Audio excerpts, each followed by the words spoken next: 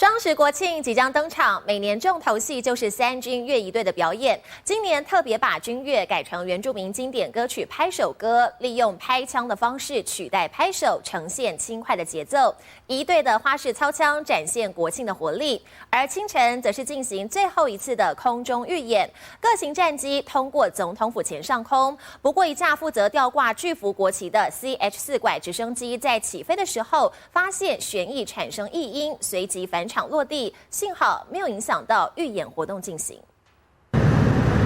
挂载着巨幅国旗通过总统府前上空，不过应该是2架 CH-4拐直升机，但预演时却少了一架。原来另外一架起飞时发现旋翼有异音，因此返场落地。幸好意外插曲，不影响预演进行。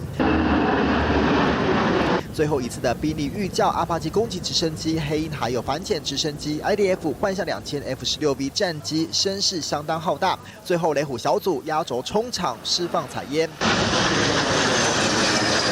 为了双十国庆的到来，国军各项表演活动加紧彩排，而每年重头戏就属三军乐仪队。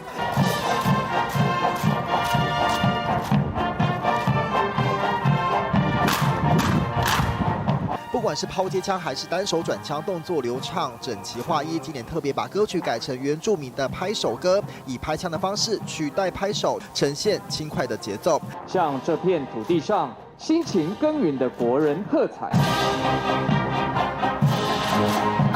在操演过程中，离手的枪法其实对每个弟兄操演上其实有一定的危险性。那在这个行进过程中，要搭配彼此间的默契，需要花大量时间去练习。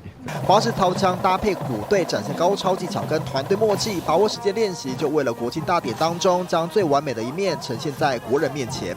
记者夏碧、胡伟伦、肖瑞生台北报道。